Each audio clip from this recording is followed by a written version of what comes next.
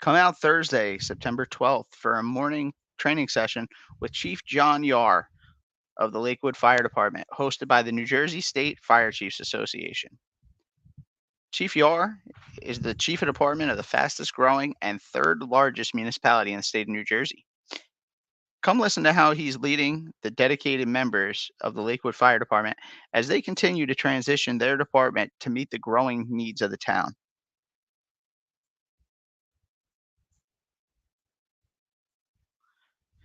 The New Jersey Deputy and Battalion Chiefs Association will be hosting their annual fire service seminar on Saturday, October 5th at the New Jersey City University. This year's speakers will include Chief Vincent Dunn, Chief Aaron Heller, Chief Anthony Avillo, among many other amazing firematic minds. So scan the QR code on your screen and find them on social media to get your tickets today. Hi, everybody. How are you? Welcome to another great episode of the New Jersey Fire Guys podcast. Tonight we have an excellent episode, run number 23, with Chief Brian Daboul of the Mine Hill Fire Rescue. Chief Brian Daboul is a 15-year member of the Mine Hill Township, New Jersey Fire Department. In his tenure at the department, Brian has served a total of 2 years as lieutenant, 2 years as captain, and 2 years as assistant chief, and now is working on his 5th year as chief of department.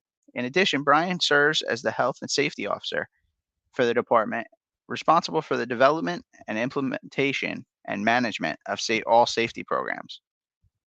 Brian also works full-time in the manufacturing industry since 2010 as a senior level manager with expertise in environmental health and safety management. In 2023, Brian started BGD Safety and Compliance LLC, a company aimed at providing safety program development, training, and safety consulting to emergency responders, including fire and EMS. Brian can be reached at bgdsafety@gmail.com. Without further ado, oh, jeez. Chief Brian Daboul. Oh, Hey. jeez. How are you? Difficulties. I'm good. How are you? Good. Sorry about that. Some technical difficulties. All right. All right. So, where are you? Who are you from? Or where are you from? Who are you?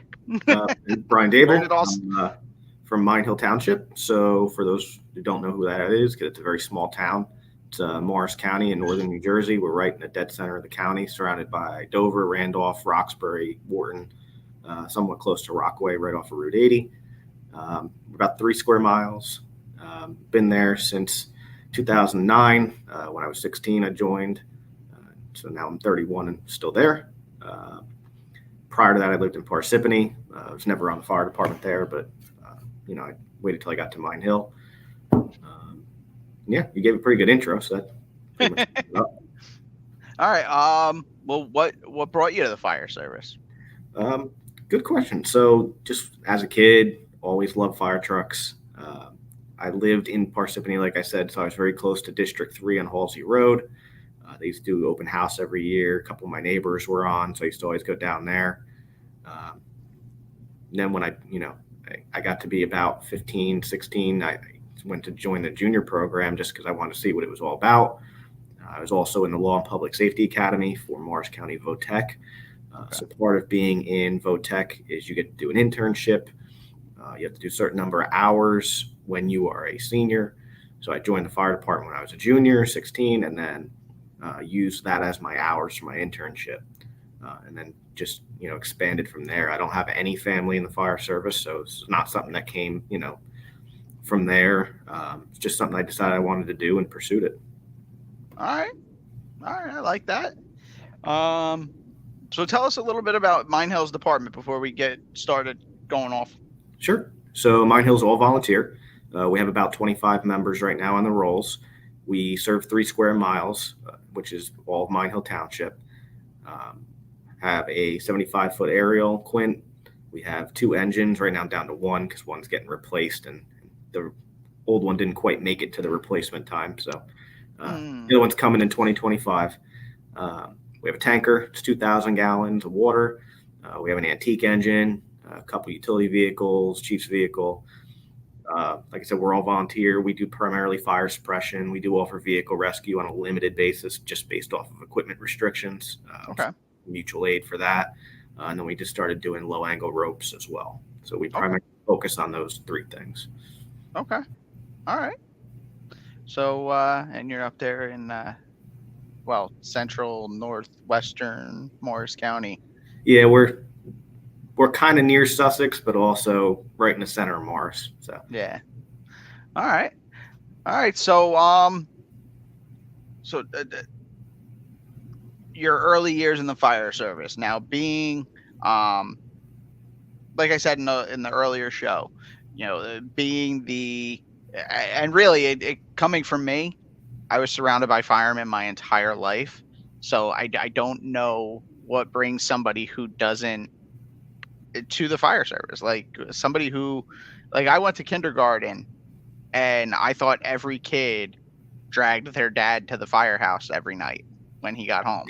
Like I didn't understand that other kids didn't have that. So like it's hard for me sometimes to understand like I'm what definitely makes. raising one of those right now. Like, so I have a son who he's my only 3 years old now, just turned 3 in April. Okay. And he is constantly asking about the firehouse, wants to go there every night, sees the chief's car sitting outside in the road. He's telling he's FaceTimes his grandmother or whoever he's Yeah, that's my talking dad. to. He's always talking about, daddy's fire truck. And I'm like, I don't think he understands that that's not mine all forever. He's going to be very disappointed one day. Nor do I want it forever. Yeah, no. That's a whole other conversation. But yeah, so now what do you do with the safety? Like, or let's back up actually even more. When you first got in, what was that? What was that like coming from the street with zero experience into the fire service? Like, So was it what you thought? Was it 2009 is when I started. I was 16. I went in as a junior. Actually, their meeting nights in Mine Hill are on Mondays, and my birthday happened to fall on a Monday, so I went up on my birthday. And okay? The good thing about joining a small department like that is you get a lot more hands-on attention. Back then it was a little bigger. Everybody's lost members in the last few years, but still it was a small department at under 35 people.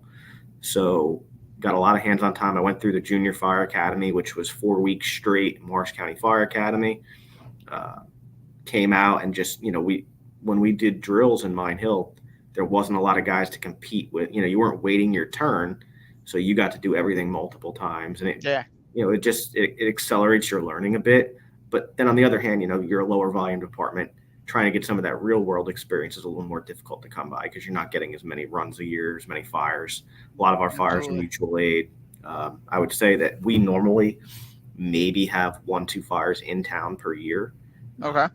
Except for some reason when I'm chief, we burn 5-6 times in a year. We could talk about that later, but yeah, I see the look you're giving me. By the way, I'm also an arson investigator, right? Oh, well, I have a good one to tell you about if you're interested. You probably know about it. So, we do a lot of fires in Dover and Wharton mostly. Okay. At least 4, 5, 6 times a year. So that's primarily where you end up getting your experience. You got to make mutual aid calls. As the development's going up now, we're getting a lot more in town. So we normally run about 100 calls a year. We're on track this year to do 150. Okay.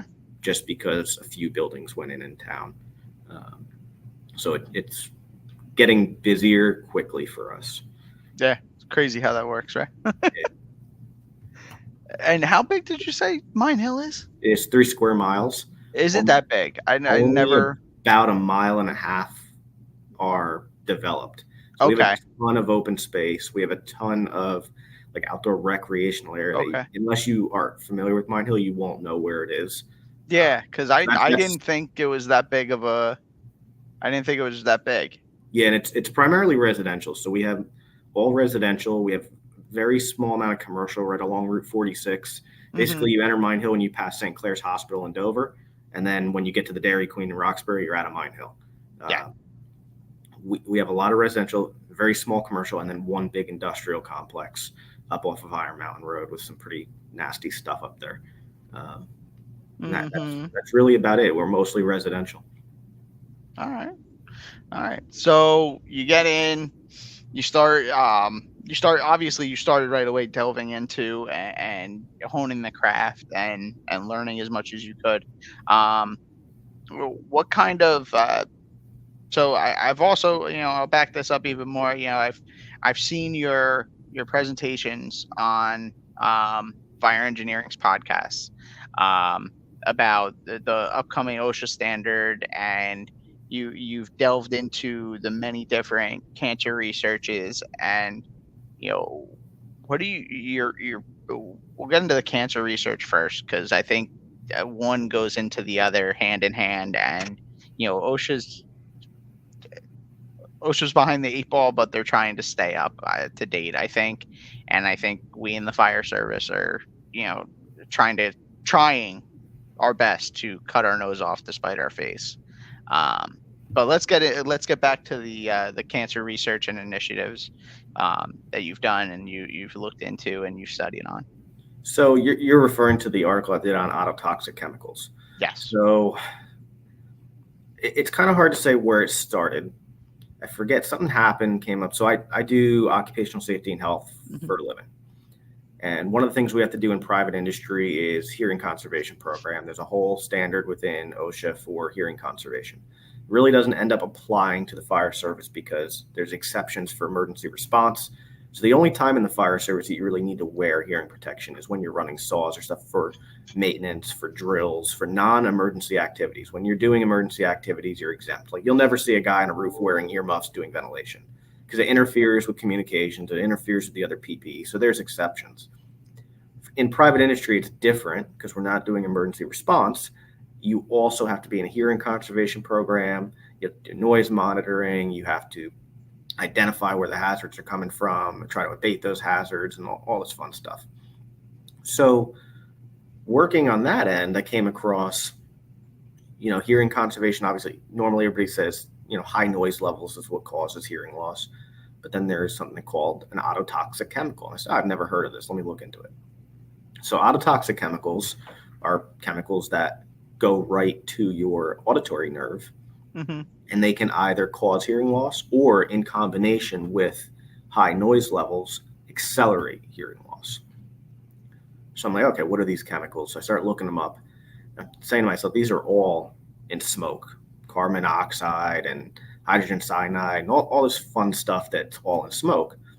So you start looking into those chemicals also, and they're also all cancer causing. And the way that autotoxic chemicals end up getting in is either by inhalation or absorption. So when I'm sitting there reading this, I'm saying, I've never seen anything about this in fire engineering or in any of the publications. I wasn't aware of it. I like to think I'm a safety nerd.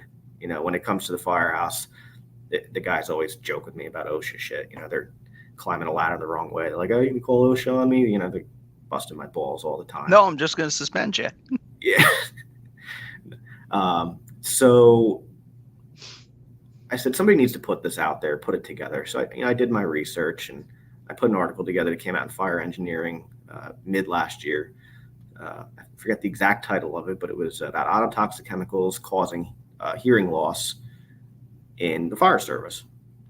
And I tied it all into respiratory protection and how respiratory protection keeps those chemicals from causing hearing loss.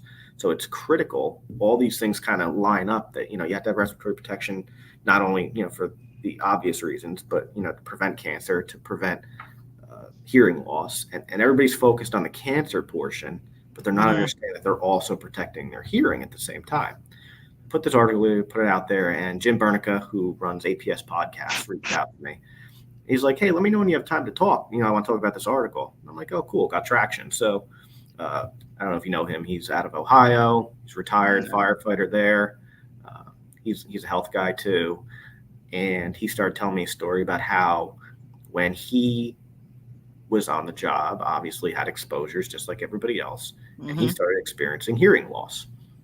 But every time he went for his hearing exams, They kept testing him, saying, "Oh, we don't see anything. Everything seems fine." But he's telling them, "No, I really can't Because hear." that booth, Yeah, there's something wrong with the system. yeah. He's telling them, "No, I can't hear." And funny thing is, I experienced some of the same things that he was talking about, where when there's background noise, it's very hard for me to make out some things that people are saying. Yes. And also, when somebody's talking to me while I'm trying to listen to something else, like I can't hear both. It's very weird. It's hard to describe.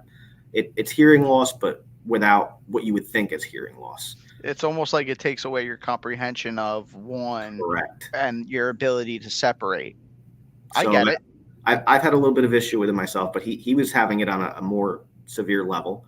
And finally, he found a specialist that went back to him and said, "It's because of your work. Because of what you did for years, this is what happened." And he went back and tried to go through workers' comp and was all denied because there was no, Of course there was. there's no No good real, studies out yeah. there to back it Mhm. up. There's no documentation. So I'm sure we'll talk about the coming OSHA stuff, but exposure reporting is what would help you with that. Mhm. When you report every one of those exposures 10 years down the line, when you have that hearing loss, and you can go to your medical file and pull up 70 exposures over 10 years, now you have a case. So we'll get into that more in a little bit. But Or say it's the water you're drinking. Now I'm not talking to the people that may or may not be eligible for compensation according to certain commercials on TV. But if you're drinking water every single shift that you're on duty that may or may not be contaminated, it may happen where stuff changes. it's true. Camp So, Lejeune. so that's where I ended up coming up with that article, and that's how it got out there. Mm-hmm. I've had a lot of people reach out to me since California, all parts of New Jersey. People that, I never realized this. Thank you for putting it together. Yeah. I used everybody else's information, research, and just kind of pulled it all together for the fire service in a quick article that made sense. And see, honestly, that's really what we need. I told Dan, not to cut you off, but I told Dan Madrikowski. I was at a B shifter conference down in Phoenix in 2018, and I sat in his class, and because I forget what study it was, but he said right in the study, you can't push fire. You can only push the products of fire. And I sat in his breakout session and with the full, I think everybody sat in that breakout session with the full intent of being the guy who raises the hand and goes, "Yeah, well, you've never been in a real fire before." And the way he explained everything in the study, he explained it like a normal human being, not like a science textbook. And everybody, like, it made sense. And I actually raised my hand and told him my entire intent, just like same exact wording I just used. And he goes, "Well, I'm glad you were honest, because I'm pretty sure everybody else in this room was here for that exact reason too." He goes, "But I can't help what the science." I was like, "Yeah." I was like, "I understand that." I was like, "But you need to put it in fire guy speak." I was like, you're writing to scientists that are doing research for whatever. I'm like, you need to make it so that we understand it. We're tradesmen. We're not scholars. Yeah, if you haven't read the article, go take a look and you just go into fire engineering and just type my name into the search bar. The articles I've done will all come up and you'll see it. Mm-hmm. And then there's a podcast also discussing it. I've done 2 podcasts with APS, one discussing that article, another one discussing the new OSHA standards that are coming. But yeah, that was my complete intent, was just to, I kind of had an epiphany moment where I'm reading through this stuff and one thing's leading to another. And I'm going, okay, if I do this for a living, I'm reading about this stuff all the time, and I didn't realize this. How many other people don't realize this? There may be some that do and just haven't put it out there and haven't shared their knowledge. And that was the complete intent, was just to get it in front of people. Hey, we're all talking about cancer prevention. You literally have to do nothing extra to protect your hearing from these things. It's just now making those cancer prevention efforts even more important because it's serving 2 purposes. Mm-hmm. There's no extra work. You do the same stuff that they're saying to do for cancer prevention, and you're saving your hearing as well. All right. Now, has there been any research as to what kind of protection the hoods are giving against this? I haven't read any myself, so I can't really answer that. But at the end of the day, the problem is not so much what level of protection, but how often they're being cleaned. So if you clean stuff after each use, where you have a heavy exposure, versus a lot of departments just don't clean stuff. That's where the problem becomes, because now you're absorbing it over time. So every time you put your gear on for a fire alarm after you've had a structure fire, and you're sweating, you're absorbing that through your skin every time. So that's really the bigger issue, is not so much, the stuff's rated to keep the toxins away from us on a limited basis. You have to clean it and you have to maintain it. And if you're not doing that, and listen, it might be the pot calling the kettle black. We don't have a washer and dryer in my firehouse. We just don't have the funding. The town hasn't done it.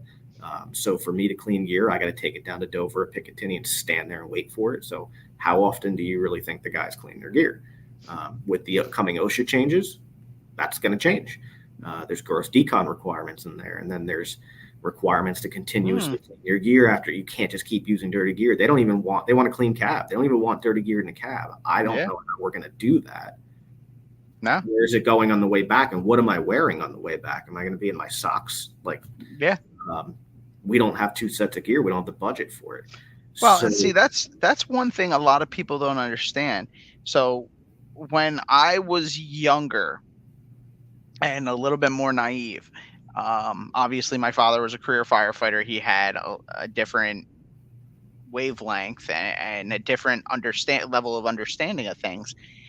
And I was like, why can't all these departments do this stuff? And he's like, well, because I was like, he's like, because they don't have the money for it.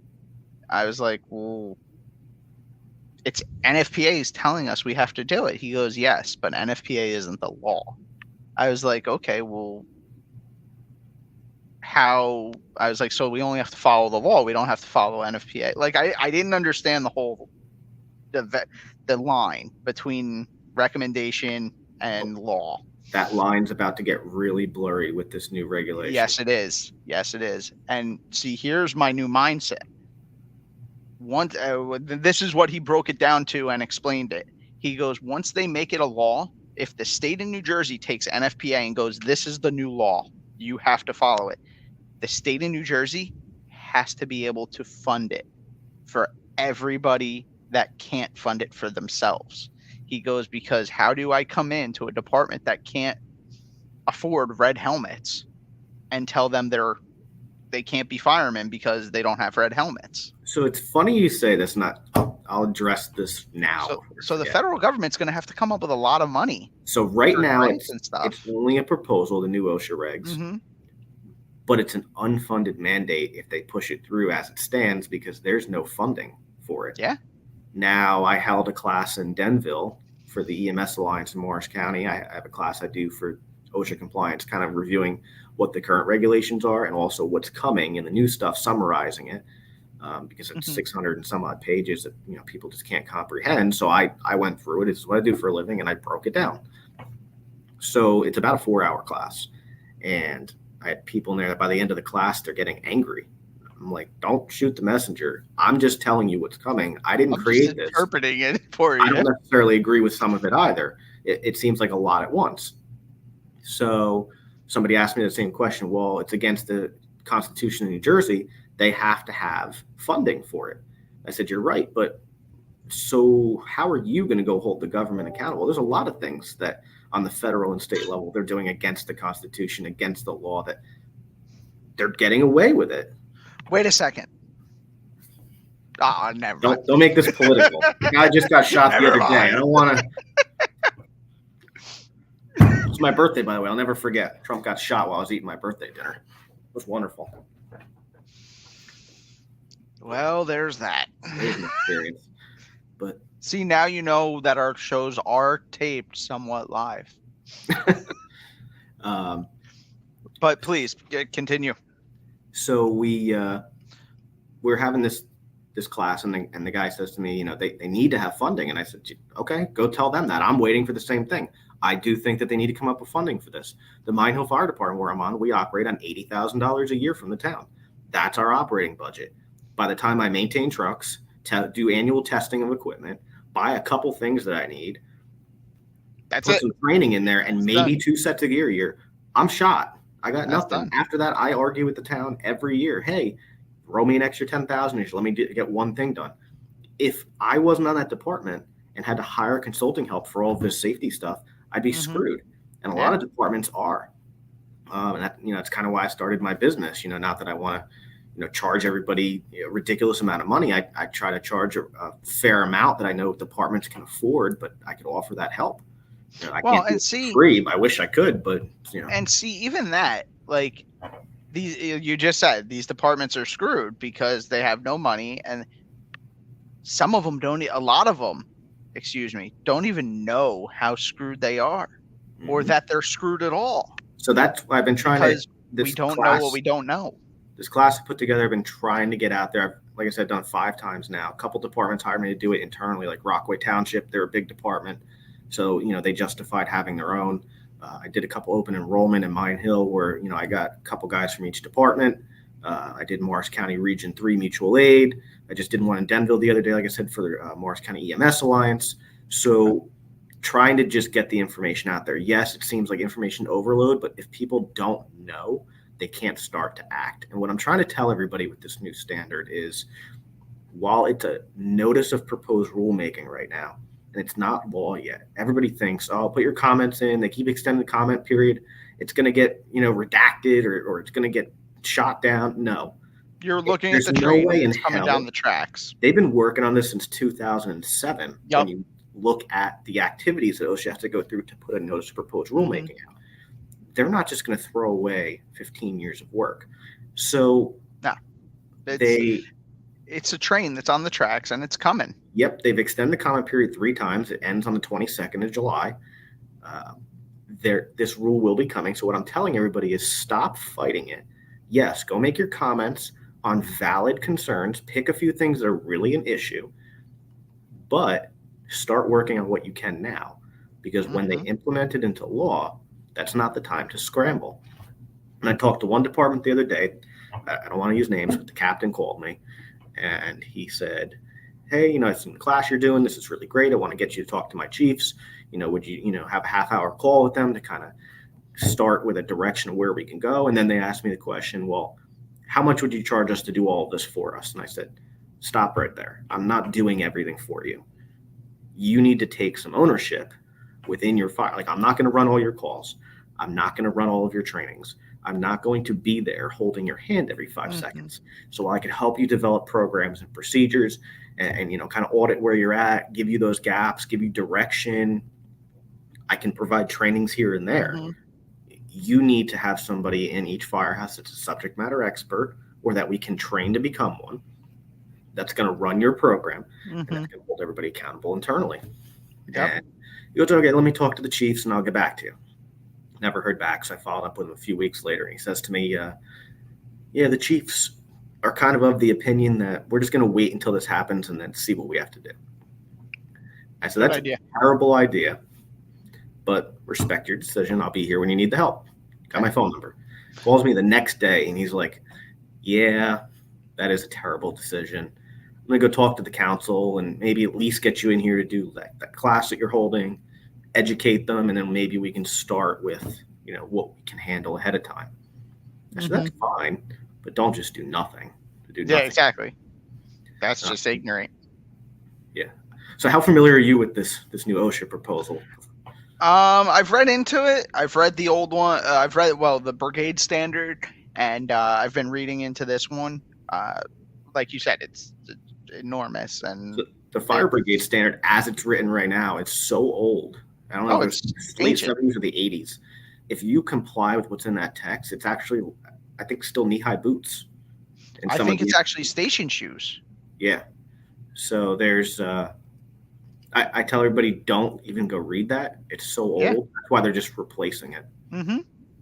Well, and if you look at it, OSHA's regulation and oversight of the fire service today is really has nothing to do with that. It's the respiratory protection standard, excuse me. It's 2 in and 2 out for confined and ideal H atmospheres. Uh, and those are the things that we are really regulated by now. Those are things that are totally, totally going to be changed or irrelevant to the fire service now with this standard. Well, everybody keeps bringing up, well, New Jersey's not an OSHA state. We have a state-run plan, POSH. But it's a federal law. I said you're Here. correct, but what you don't understand is for a state to have a state-run plan, they have to, by law, adopt the federal standards at least as strict as they are by federal. They can make them more strict. And New Jersey actually has two things that they've done to go beyond federal.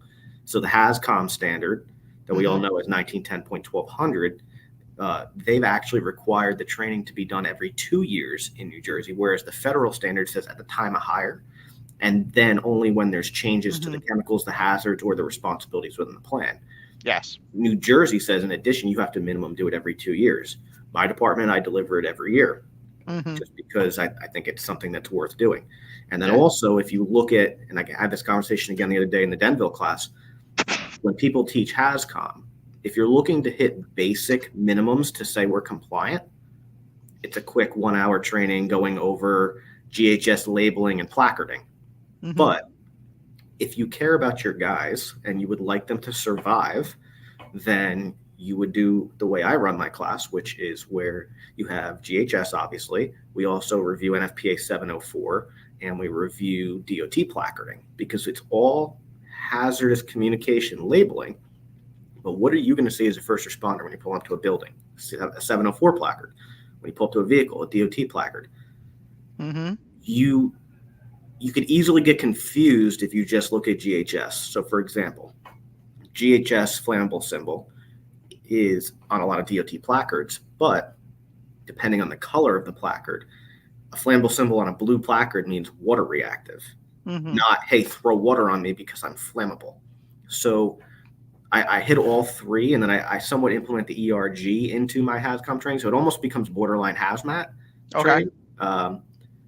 We go over everything, and then we throw up some scenarios. So when I'm driving down the highway, I'm not admitting to using my phone on the road, but you have your son take pictures of it. Yeah. My 3-year-old's great at taking pictures. So when I go past these tractor trailers, sometimes I'll drive by, I'll see the placard, and I actually get in the other lane, slow down, and let it pass me again because I want to get a picture. And I use all those pictures for my trainings. There's some nasty stuff going down Route 80 in Morris County. Let me tell you, some of the stuff that I see is crazy. But it opens the eyes of the responders so not only you teach them, then you show them how to use the ERG, you throw up some scenarios, and then they start talking, oh, it's just, some nasty shit. And then you're like, oh yeah, I took this picture down the street. And then it kind of opens their eyes to, okay, so not only am I just sitting here checking a box that I'm filling out the HAZCOM training for the year, but I'm actually implementing it and it's within my community. So that's one. I kind of got off on a tangent with HAZCOM. Other change that OSHA makes, or POSHA makes more strict in New Jersey is they have what they call the firefighter standard. Again, I won't even get into the details of it because this new proposal from federal OSHA is basically going to override that. It's going to make that obsolete. So the current standard has stuff in there about rope, about gear. The federal standard is going to way exceed it. But yeah, we have to look at, there needs to be funding for this because there's a ton of stuff. I don't know if you have questions about anything specifically that you've read. There's so much I could talk about it for the next 6 hours. But I don't have anything specific, but I mean, what kind of FAQs are you getting? What kind of so the two big ones? Well, I shouldn't say two. First, let's start with what they're not doing. So everybody thinks they're trying to dictate staffing levels of trucks, how many you need to roll out the door. It's just not the case. They're not dictating apparatus response times. They're not dictating apparatus replacement timelines.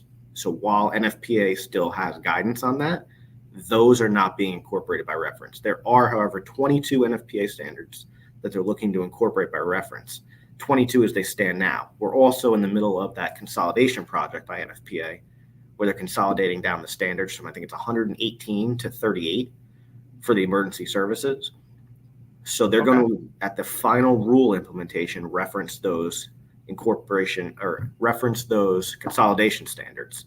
So while they're saying 22 right now, it may only end up being 5 or 6, depending on which ones they fall under. Okay. It's hard to tell until they're done. But the standards that they're referencing, making them law, are all the ones that cover PPE. So now your gear has that 10-year replacement timeline, all the training. So they are, and this ties into one of the frequent FAQs I get is with training. So all interior firefighters are going to have to be trained to what's currently NFPA 1407 for RIC operations. So even if you don't run a RIC team, any interior firefighter has to hit those JPRs within that. You can do that through... Which to me, not to cut you off, that makes sense. It does. To me, every firefighter on the fire ground should be at least able to save themselves, if not another firefighter. Correct. Because what else are we doing? Like, the other thing that will do, now I know you're not in Morris County anymore, but the issue that we see in Morris County a lot now is, we're still 85% volunteer only, and most of the departments cannot staff a RIC team, especially during the day. So every year they do a RIC survey and they put out, hey, tell us from 6A to 6P and 6P to 6A if you can provide a RIC team. And a lot of the towns that provide RIC are only evenings. So the same couple of RIC teams are getting blown out all over the place and getting overwhelmed themselves. Yeah. We need to get away from a dedicated RIC team. I agree. 100%. Everybody being trained to that NFPA 1407 and maintaining those skills every year. Now, I just call 3 engines, 2 trucks, and maybe I say that the third due engine is automatically RIC. Or hey, you're on scene. You're the next to go to work. Stand by at the front door. I'm going to have a secondary line with you. You have your hand tools, and here's the RIC, here's the RIT pack at the door. Yep. Whatever the next assignment or the need in that is, you're going. So the two things that have to happen to make it easy, at least for my community, is one, the fire academy needs to make those skills part of Fire One now. Mm-hmm. And number 2, we need to get all the guys up to speed that have already gone through Fire One. So now the Fire 2 program has a lot of RIC in it. I believe it covers all those JPRs that are at the ops level. Mm-hmm. Well, there's also some counties out there that, having their county fire marshals and county fire coordinators protocols that you can't be a RIT team unless I come out and tell you can be a RIT team.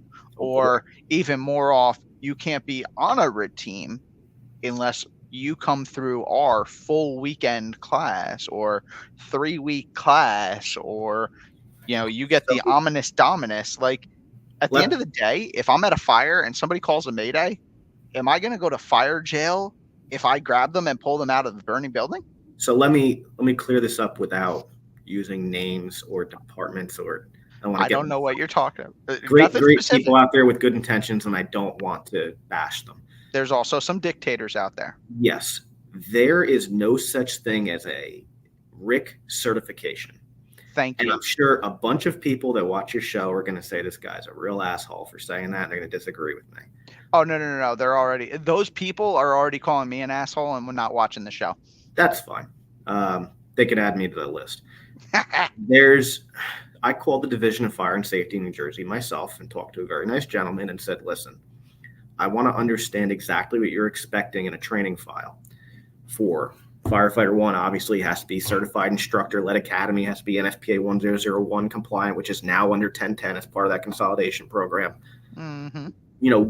What does DFS actually have a certification for, and what is still best practice by following NFPA? And they said anything technical rescue and RIC, there is no certification in the state of New Jersey. You go by NFPA, you hire whoever, you do your due diligence to make sure that who you're hiring knows their shit and is certified, or not certified, but trained well enough to instruct somebody else. because I've hired people that I bring them in. I'm like, wow, I could have taught this better myself. Yeah. I thought they had the knowledge. And I've also hired people that came in and you could see the value that they provide. That's up to you as a chief or training officer to hire the right person to do that training. The state of New Jersey has nothing to say about it yet. I know they're working on it. At some point, there will be a same thing with firefighter 1 and 2, where you apply for a certification for vehicle rescue technician, collapse rescue tech, whatever it may be. But right now, that's not the case. And when they get to that point, there will be some sort of guidance on how to grandfather people in and apply, similar to what they just did with hazmat IC. So there's no certification. What I tell everybody when they start panicking about, oh, everybody's got to go through RIC weekends, and Morris County does RIC weekend. It's a great program. I know the people that have designed it, and nothing against it. Oh, no, nothing against it, but extremely physically taxing. Plus, like it's an entire weekend. I have a 3-year-old now. I can't give up the whole. My wife will castrate me if I leave for the weekend like that. Well, and think about it. We're already saying that the training standards and the mandatory training is too much for volunteers. Oh, they're killing the volunteers. Well, I would love to see them spread it out where they do one day per week for 3 weekends to make that RIC. The class itself that's even a little bit, because now you're taking a weekend in the right direction. Oh, absolutely. When you're talking about schedules and you're talking about people's time, I don't think there's a good answer anymore. I don't think there's one answer anymore, because so many people are so spread so thin, especially in this state, trying to make ends meet. So I can tell you how we're going to comply in Mine Hill with the requirement for 1407. Okay. We have zero RIC training other than what's in Fire 2. We just don't run RIC. We've never had the staffing for a RIC team, and we don't have the desire to be that department that gets called to 50 towns to stand there. Just my guys would be burnt out. So when we looked at this, we're going to hit those job performance requirements in multiple company level drills. So we may do some internally. We have a couple guys that know what they're doing with certain things, and then the things we don't know, we're going to outsource help. Mm-hmm. So like Northeast Squad Concepts out of, I think he's Connecticut, I want to say. Great training company. I'm going to end up using him for a couple of things. Oh, Jason's great. I gotta actually. He was actually supposed to be in this time slot. Oh. He was supposed to be this Thursday, and he had something come up. He had to change dates, so now we're trying to reschedule. But so Jason's great. He actually started. He started in Picatinny. I think he was in Booton too. Yep. So we're going to use him for some of the stuff. But you can do, so like on a weekly drill night where you're there for 2 hours, you could do above grade rescue, you could do below grade rescue. You can hit those skills and check off those boxes as long as there's documentation, and you at the end of the day are compliant with those RIC requirements. If your county thinks, so the state has the ability to, if the state comes out eventually and says you have to have a certification for RIC, just like firefighter 1, and they have an application process and things you have to do, then yes, they'll put us into a corner. But your county has zero authority to do that.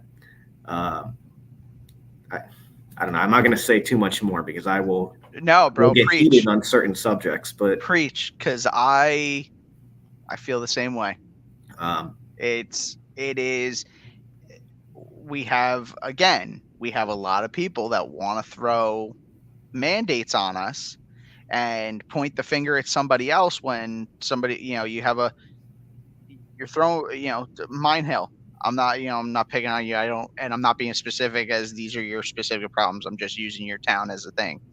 But I'm going to come and I'm going to throw all these mandates on top of you. Well, wait a second. Can you show me where that way I can educate myself? Oh, well, I said, well, wait a second. You're the county. Are you giving me funding to do this? Are you going to give me manpower to meet this?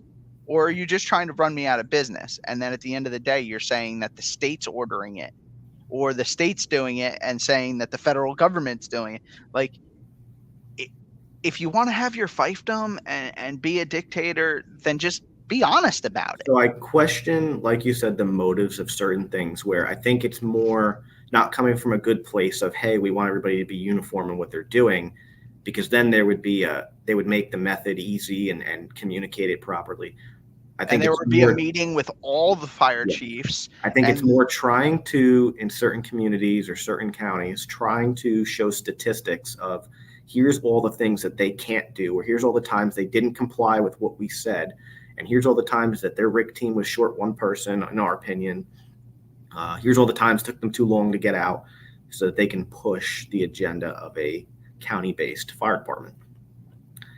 And I will tell you right now, the day that somebody tries to push a county-based fire department in certain communities, they will have the fight of their life on their hands, because there is a lot of individual paid departments within those counties that will fight back because it's affecting their jobs. There's a lot of towns that can't afford what they would have to put toward that. It would raise taxes, and there's still a lot of communities that have very good volunteer fire departments that are well staffed and well trained. That there will be a big fight if they try to push that. Not for, I'm not against progress, but there's a right way to do things. And see, I agree 100% that there's a right way to do things. I honestly, I think there's a better way that, we're not doing in this state. Yep. And I'm not saying about, first of all, if I'm regionalizing, this is me, this is Nick Palumbo. If I'm regionalizing 3 or 4 towns and there's still 2 volunteers in this department and 20 volunteers in this department, and I'm not throwing them out. Why am I going to get rid of free labor? But correct. 90% of calls are going to be handled by this crew that's in the building 24/7. And when the pager goes off at 9 o'clock in the morning, 12 o'clock at night, the volunteers that are available are still going to come. But those 90% of BS calls that aren't getting guys out now will get answered. I do think the next step, especially in northern New Jersey, the area that I know well, we need to start sharing services. Shared services need to become a thing. So we're already there with technical rescue, where there's one department that does high angle rope, for example. And in your area there is. Yes. In other areas, it's still like everything. I'm speaking of what I know, and there's still areas in New Jersey where a working fire, give me this department, and this department, and this. There's not even organized box alarms or anything like that in some areas of the state. Funny enough, that was one of the first things I did as chief in 2018. We were still at that point where you'd get there, and as the IC, you had to say, okay, I need more support. Give me this one for an engine, this one for a ladder, this one. And there was too much thought involved. So we went and we sat down and we did box alarms all the way up to third alarm. Anything past third, we default to the MAC coordinators to figure out where they could pull resources from, because you started needing a lot of backfills at that point. We did run cards for each technical rescue discipline. We made that change, and it's scary. There's still not a lot of people doing that. But on top of that, like I said, we need to start regionalizing. So like right next to me is Dover and Wharton. They're both smaller towns too, but Dover is extremely populated. Dover has a paid department, still combination, mostly paid though. At some point, would it make sense for there to be a more regionalized sharing of resources there? Obviously the problem is that the mayors and administrators of the towns aren't all on the same page, and they need to play nice with each other and come up with a regionalized agreement. Are you saying that New Jersey's politicians have an agenda? I would never say that. And don't want to give up control of dollars. Exactly. But there, if every time one of those 3 towns has a fire, we're all getting called anyway, which is the situation now, wouldn't it make sense to have one big department with multiple resources, multiple firehouses, all those members? We could regionalize training. I mean, I'm still trying to do that. So when I offer trainings in Mine Hill, I'll invite neighboring departments to try to regionalize the training anyway, so we're all on the same page. We try to do stuff with each department around us. It's got to start going that way. It does. Otherwise, it's that king in the mountain concept where this is my 3 square miles. I need to be able to do everything in this 3 square miles, and I'm not calling anybody, and I'm in charge in this 3 square miles. Well, that's great, but if you're offering a very subpar level of service with 3 people versus I can combine with 2 other towns, have 10 square miles of service and have, the Yeah. equivalent of a higher level of service. Yeah. I agree. It's very, and I am familiar with your specific area and the circumstances in that area. Um, it's kind of like the mafia. Yeah. But Kind of like the mafia. yeah, I mean, but I've seen that county interference that you're talking about where, again, not against specific people. Some people are no longer there, so nobody really know who I'm talking about. But, when you still have town level fire departments and you have an incident, county is there to provide support. They're not there to take over. They have no right to take over. One of the best things that I saw, so me being an OSHA guy, I know all the regulations very well, and an email went out a couple years ago, and it was reminding everybody about the facial hair requirements and a comment that the mutual aid coordinators would be taking people off of your scene and forbidding those departments to respond mutual aid if they didn't comply. And my response back was, if you ever step onto one of my scenes and try to overstep command, you will have a problem on your hands. You come to command and you let command have the safety officer address that. Now, if they choose to implement a county official to be the safety officer because they're short-staffed, by all means. But Yeah. we still have home rule in our towns. In the state. Yeah. Chief Jay Sims from Freehold was just on a couple weeks ago and was talking about that. Who Jay's also a former county hazmat responder, and a former councilman himself in Freehold Borough. I mean, it's the laws are the laws, and when you come, whether you're a county coordinator or not, when you come to my fire scene, you're here to serve me as the incident commander. And let me say, I don't know who all listens to this, but for the guys from my county, I will say we have not had any issues lately.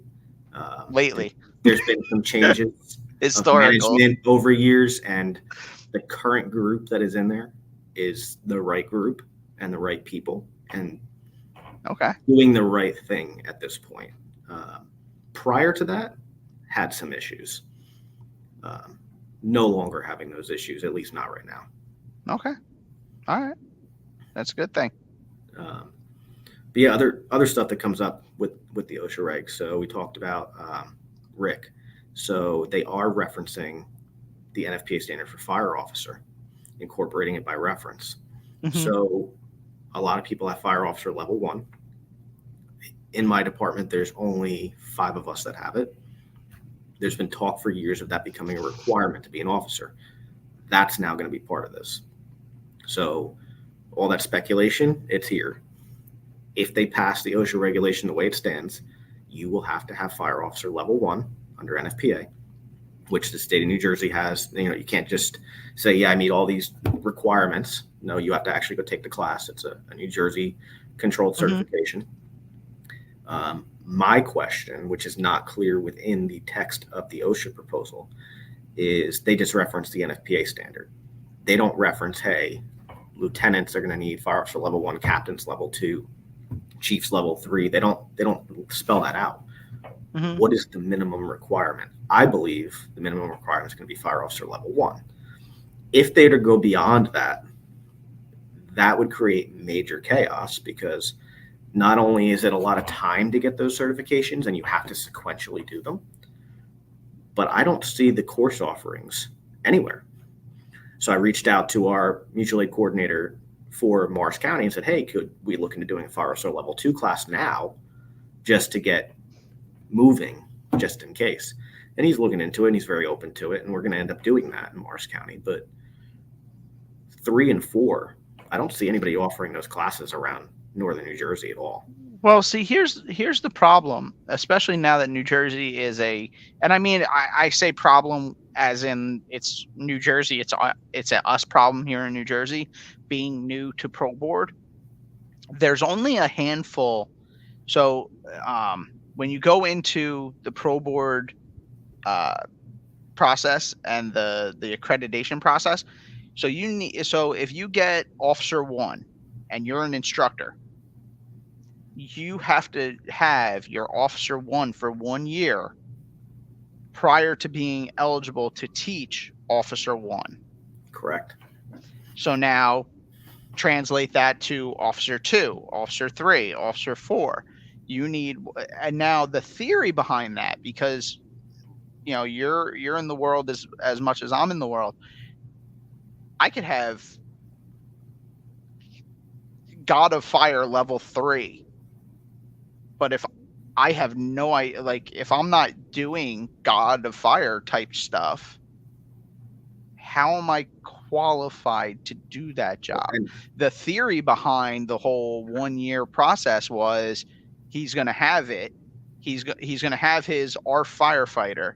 He's going to be working in that for a year, gaining the experience necessary and the understanding of the material to teach the material, which experience that's is not always very the case. different depending on the volume of runs you're on.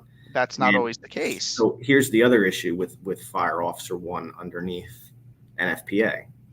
So when I took it, there was not all these prerequisite requirements. Now, to take Fire Officer 1, you need to have Firefighter 2, you need to have Fire Instructor Level 1, you need to have strategy and tactics, building construction, incident size.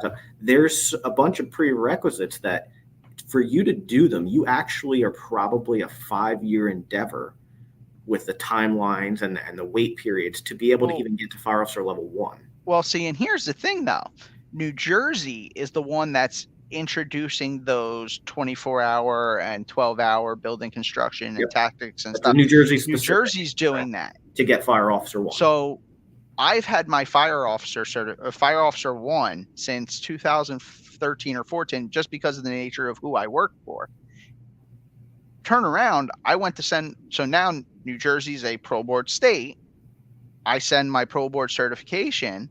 They say, no. You need all these other classes. I'm like, whoa. Yep. That's not how pro board works. So then one of my chiefs, former chief of mine, sends in his Officer 1, Officer 2, Officer 3, Officer 4. And the state goes, no, we're not recognizing all these. He goes, that's the whole point of pro board, is I have my pro board. You have your pro board seal. You recognize my pro board certs. Well, no. Like, you're not supposed to be throwing more challenges at me. This is the whole point, is it goes, it's a nationally recognized thing. So let me ease the pain, though, for the OSHA side. So when it comes to OSHA, when they come in to do an audit, or POSH, I should say, is going to be the one doing the audit in New Jersey. If they say, okay, you're the chief, we want to see Fire Officer Level 2 for you, whatever the requirement would be. If you could produce training documentation from a legitimate source, all the stuff the state is saying doesn't matter to them. They are looking that you have that training and certification somewhere.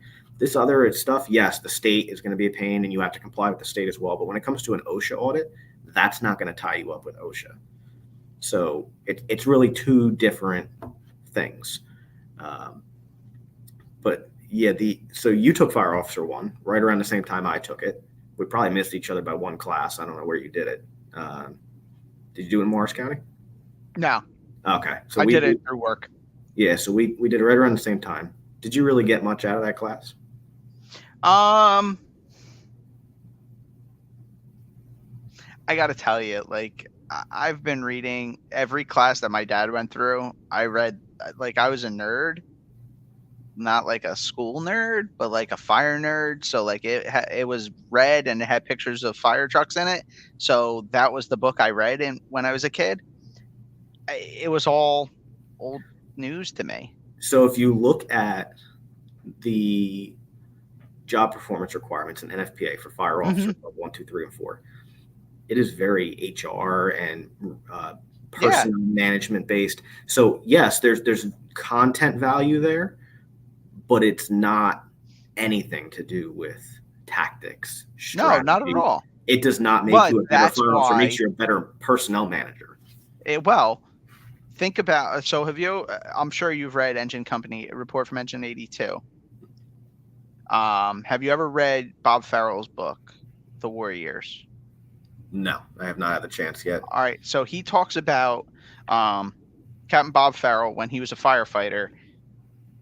John O'Hagan, who ended up becoming FDNY's youngest fire chief slash and served as fire chief of department and commissioner at the same time, taught him how to pass the civil service test for a lieutenant.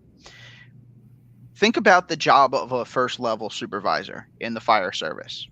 What is the difference between you and the guy carrying the nozzle or the guy cutting the hole in the roof? What's the difference between you and him? The only difference is you're his boss. The only difference is that HR part of you're no longer the bottom of the barrel. You're the guy who needs to run the bottom of the barrel. And you need to be able to deal with these guys at a higher level, and you need to be able to run these guys. So if you think about it, having Fire 2, having Instructor 1, because now as an officer, you also, as a company level officer, you also need to run your training for your company, whether it's a volunteer, whether it's career. You're the one who's signing the training sheets, inspections in the career environment. You're the one doing the prevention inspections. You're the one doing the pre-plans.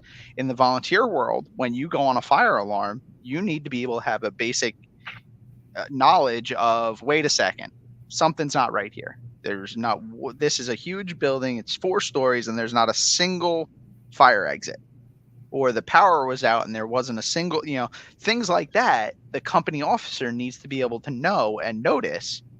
Whereas the boots on the ground firefighter, as long as my boss told me it's okay, it's okay. Let me tell you the way that my mentality in Mine Hill. So like I said, we're a small volunteer department. Oh, no. I don't use volunteer as an excuse. So one of the best things I see now is everybody was screaming volunteers and paid are the same thing. There's no difference. But as soon as OSHA came out, oh my God, the volunteer should be exempt. We should have different standards. I said, this is the unions idiots? Trying to kill it. Sound like idiots. You have no idea how bad this looks. Which way do you want to fight this fight? So you got what you wanted. You are equal now. Get ready, boys, because you're going to be doing all this. Mm-hmm. So when I hold our trainings, the guys sometimes get pissed. They're like, why are we going through this level of detail? So for example, tonight, our drill nights are Mondays. I just bought a new gas meter. It's our first meter that goes between ppm and LEL for combustible gas. We've always run off of 4 gas meters that only read an LEL. What'd you get? What's it for? GT. Okay. And we have all the others are BW techs from Honeywell, okay. Yellows. Mm-hmm. So they operate very differently. I pulled the manual before we even got the meter. So the meter came in this Saturday. We're going to put it into service tonight. Before we put it into service, we're going to have a 3-hour conversation tonight on everything about all those meters, how they operate, how to calibrate them, how to use them, the operating parameters. They're all very different when you actually look at the manuals. Yeah, very. And these guys sometimes want to rip my head off because it's right about 9 o'clock and they want to go home. I'm like, I have a half hour more than you can leave. But then 3-4 weeks later, we'll have a call and I'll catch them. How's this thing working? Well, no, not even. So they learned more than they thought, didn't think it was important at the time. And then when they're standing there and they look at me and they say, okay, well, what does this mean? This reading mean? And I started explaining to them, well, when we went over this and I talked about this, trying to tie it all together for them, mm-hmm. they start to realize the value of that training. Yeah. There's other departments that would get a new gas meter and throw it on the truck and say, I'll figure it out. Yep. With these coming OSHA regs, and anytime you have an OSHA audit or POSH audit, training is probably one of the biggest things that they look at. They want to see the material that you're delivering is adequate. They want to see mm-hmm. the people delivering the training are well versed in it. They want to see the frequency of training. They want to see that you're hitting certain minimums and that everything that you're expected to do, you're well trained on and you're constantly. So for example, low angle, we just brought somebody in and we did our initial low angle training in March. And then last month I held a refresher night and went over the same thing. And the guys were all saying, I don't understand why we're doing this again. We just did this, but then half of them couldn't remember certain things. I said, this is why we're going to do it 4 times a year. like for example, confined space. OSHA says minimum 1 drill per year. Actually implementing the skills. To me, nothing should be less than quarterly. Everything is quarterly, if not more, so Mm-hmm. you can maintain that proficiency. So I kind of hold our guys to a higher level standard. Sometimes it's annoying to them. Our training schedule is made in January through December. We make minor changes throughout the year as things come up, but Yeah. the departments, they don't even know what they're doing until it comes that night. They're going to have a problem. They need to change the way that they think. Yep. You can die as easily as a volunteer as you can a paid guy. Yeah. And then, for example, you were on Picatinny for years. Half the fire, well, I shouldn't say half, almost every fire in my area, us, Dover, Wharton, Picatinny, you got 2 volunteer departments and 2 paid. We're all in the same fire. What's the difference? There's zero difference. I honestly, there was a lot of times where the one in the background, I went into that building with Alan Bell from Dover, and the next second one second I was in this door with a guy from Picatinny. The next second I was up these stairs with a guy from Dover. The next second I was around the corner in that bucket. And well, and you know what? I will say that fire you're talking about, that's probably the closest call any of our guys have ever had to being killed on a fire, because all of our guys were running that master stream right where that ladder's right sitting in front there. of the building. And I was standing there behind my guys, and the building started to come down. And I started screaming at my chief because I'm watching the parapet wiggle like this. And I started screaming to my chief, get them out of there, get them out of there.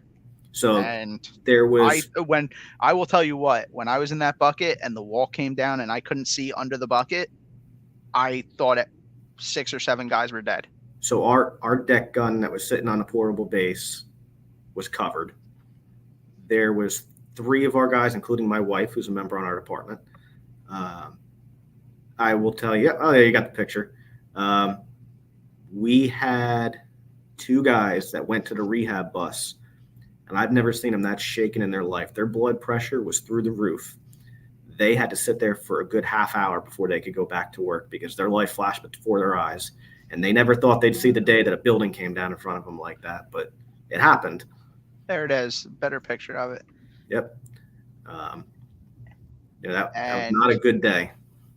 And that, when we came around so the initial line you were talking about earlier before the show, we were talking about CJ Dickinson and Battalion Chief Dickinson from Picatinny. He was with me at that fire, and Steve Schatzel from now retired from Picatinny. He was our captain that day. Rich Gallo, who's now down at the Joint Base. We walked in, and that was the weirdest thing I've ever experienced in my life. We got off the truck, and there was smoke from a window down the block. There was smoke on the 3rd floor from a window right here. Everything else was clear. And then you walked in, and the restaurant was clear. And then probably 3 minutes later, me and CJ are coming out because the situation is deteriorating rapidly in that restaurant. And the whole block is just nothing but smoke down to the ground. And I want to say Sperry, JP Sperry, was at the corner of Blackwell and South Morris or South Warren, and he was calling us. We made it around this corner, and we saw the Blackwell Street side, and all the storefronts were pushing out already. So did you ever see the picture from Mill Pond Towers after that incident? Somebody up on the 7th floor of Mill Pond took a picture right around probably the time you guys were getting there. The fire was blowing out the back of the building in the alleyway. Yes. Going up the building. So from the street. So I saw that when we came in off of 15.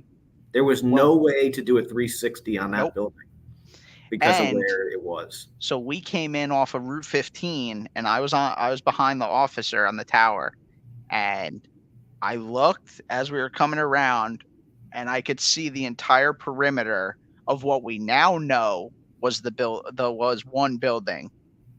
But at the time, we thought it was everybody. Even Kevin Casco, who grew up in Dover, said he thought that was multiple different buildings. And then because of the facades. I don't know the right terminology, but you could see. So those buildings are all very old. It's a very historic street. the way that building collapsed, it's those timbers that have pockets into the concrete. I can't remember the terminology right now. Mortise and tenon. Yeah. It just the way it collapsed. If you had known how it was built, you would have expected it. Yes, exactly. Mm-hmm. It had fire cuts, and it was very, very telltale for platform legacy construction. But yeah, we came around that corner, and I was like, wow, this is more than just a basement fire. But then the night before that, I was on duty because I was on a 72 actually, and I remember hearing them go out to a fire alarm at 11:30 at night, 11:30 ish at night, the night before this fire came in, and they went to the basement of Pop's Deli for a smoke detector activation. Went unfounded. Well, come to find out that over the years, when they were cutting up that building because the building was the size of that block originally, and as they were cutting it up, so whatever they did in the basement, they put one ceiling down after the building was constructed. So then when they came in and cut up the building into different addresses, essentially, they only went from the basement ceiling to the floor. So what I think happened is some kind of fire or anomaly happens in Pop's Deli in that back corner of the restaurant. It sets off a smoke detector head, or it burns through the smoke detector, the smoke alarm cord. That's what gets that 11 o'clock alarm. Now, from then on, you had fire running the entire basement and going up those walls all night long. And it just took until 3 o'clock in the afternoon for the smoke to break loose and somebody to see it. It's very possible. Because that was very advanced. That was a very, very advanced fire when we pulled up. Before we went live, I was talking to you about we kind of had deja vu there the other day. So that building is now a gravel parking lot. It is. We didn't do too good there. It's probably a couple months ago at this point. Dover had another fire. Came as an activated fire alarm, pulled up. There's smoke pushing out of the building directly across the street from that. Mm-hmm. Same type of building, same large brick building with multiple spaces in it. They only had a couple guys on shift because they also had an EMS call going. And the parking lot of this building ended up being the command post. So luckily that one didn't collapse. That was a much better ending. It was contained to the basement. Much better. Your old crew did a great job. I got there right about the same time as them, and I have a lot of good things to say about Picatinny. They have a great bunch of guys. Great bunch of guys. Left there because I had to do what I had to do, and things happen. All right. So, do you have anything else you want to hit on or touch on, or? No, I mean, the OSHA stuff I could talk about for hours. It's just there's so much of it, and it's overwhelming. It is. What everybody needs to understand, and that's the reason I put this class together, we can jump back to that, is, I kind of talk through what we're already supposed to be doing, and then these new coming proposals and the process. So when you just read it, you just see a list of a million things that has to be done. But if you actually understand OSHA regulations and how things tie together, you'll see they're outlining where to start without really telling you. Okay. And how it ties into the next step.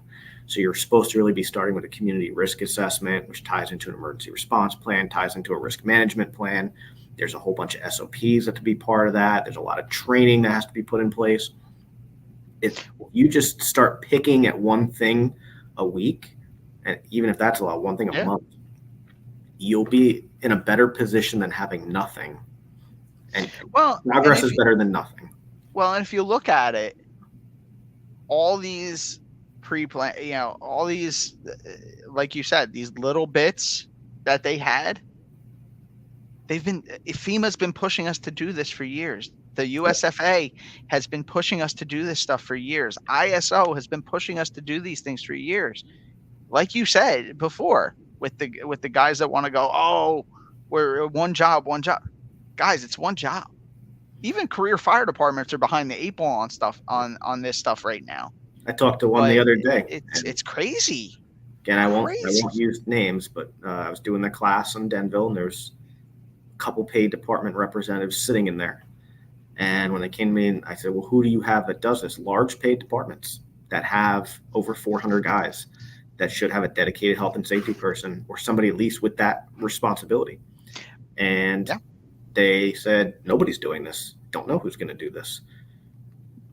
So it's not just small departments that are going to struggle with this. Well, we were talking about the NFPA requirements and Pro Board certifications before. How many people in the state of New Jersey have health and safety officers? Have the safe health and safety officer certification? How many So, people have incident safety officer certification? so You know, incident safety officer in New Jersey, there is a certification for. there is. Health and safety officer, there's not. There's not, but So we can push it. we should, and my goal by doing these classes is to identify those people within their departments that are going to fill that role, and then say, hey, listen, if you know how to do A, B, and C, but you don't know how to do X, Y, and Z, hire the help to do X, Y, and Z, learn from them, and then manage this. So that's kind of the point of the company that I started is, yes, I could do training like everybody else and whatever you need, but I would love to be able to identify that person in your department, work side by side with them in developing these programs so that by the time I'm done, you hand it off to them to manage. Yeah. That's the point of consulting, is to guide them through the process and provide that Absolutely. expertise, not to do it for you forever. I'm Exactly. not coming to do it for you forever. Then I'm an employee and you need to pay me benefits and you need to, come up with a nice salary, not just a consulting fee. And but that's honestly that's the way people want it now is I want to pay somebody to come in and do it for me. But meanwhile, at the same time, I want to be the guy who goes and risks my life to fight a fire. I don't One of the get, like we say we want the hardest, most dangerous job in the world, but then we want to take shortcuts for it. I'll give you two things that'll blow your mind. When I did this class, there were two things that people complained about the most. The exposure reporting. So anytime you're exposed to 15 times a year or more combustibles or byproducts of combustibles, they want you enrolled in an NFPA 1582 equivalent medical surveillance program. Absolutely. Yes, that's not something like Mine Hill does. We just don't have the budget. We're going to have to find the budget. That's one of the biggest things we have to budget for is medical exams every 2 years. But do you guys, not to cut you off, do you encourage your members to get involved with the Daboul physical? yes, yeah, we have numerous that have gone physical? through that. Mm-hmm. But we've just 15 times a year includes burnt cooking, car fires. Like most departments hit that number. That's hard. Oh, absolutely. It's yeah, exactly. Like you just said, it's hard to not hit that number. Yeah. So when I brought that up, people were like, oh my God, after every time I'm exposed to combustibles, I have to fill out a piece of paper and put it in my medical file for my own benefit in the future so that when I'm sick, I have proof. How dare they do that? And I was like, are you kidding me? This is for your benefit. You can't fill out a piece of paper. So for us, let's say we have 5 structure fires a year, 5 car fires. 10 times a year, you can't fill out a piece of paper for a minute. The other thing that people surprisingly came up, so out of all the SOPs, OSHA says their wording is you have to have an SOP for each situation you reasonably expect to encounter. That is broadly vague on purpose so that when you have an incident and you don't have an SOP for it, they can nail you. So they want you having all these SOPs. So there's a general list, you got to have one for ventilation, for forcible entry, all the common stuff. Then they outline specific ones they want you to have SOPs for: handling flammable gas emergencies, flammable liquid emergencies, down power lines. Then there's certain SOPs, they actually outline what content has to be in there. So the one is for driving of apparatus. They want you to have in there how you're going to handle approaching stop signs, red lights, railroad crossings. When I said railroad crossings, 3 or 4 people, their heads almost exploded. And they were like, what do you mean we have to stop at railroad crossings? Like, yes, you should be doing that now. Oh my God, that's ridiculous. And if that's the holdup for people, you're behind in the times already. I mean, I couldn't believe that was an issue to certain people. Yeah. But that's what people are freaking out about, is stuff like that.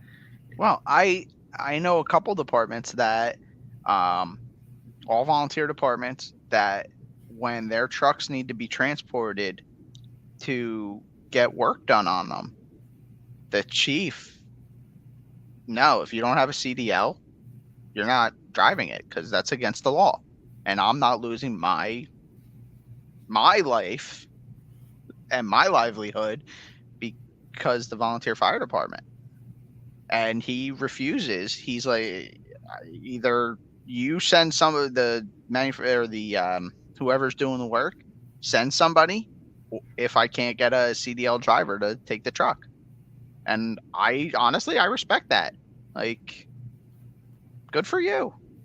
Put your foot down. I'm actually very surprised. I've never heard of somebody going to the extreme with the CDLs. Well, I think it's also because he's a CDL driver himself. Yeah. Not that it's wrong. I'm just surprised somebody's enforcing it. He's very like parades, any non-emergency function. If that truck's going on the road, it is going to have a CDL driver behind the wheel. That's the first I've ever heard somebody doing that. That's a good thing.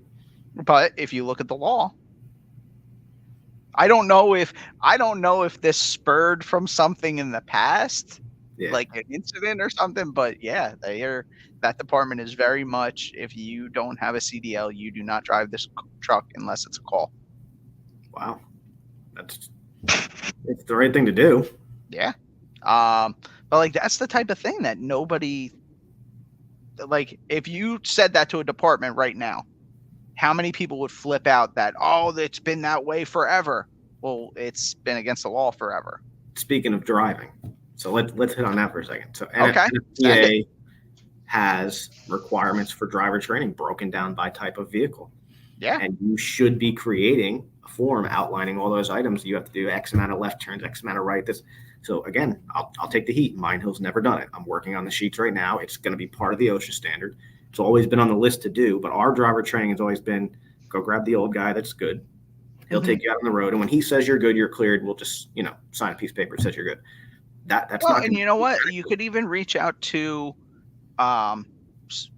certain mutual aid partners that may have task books for their drivers, for their acting officers.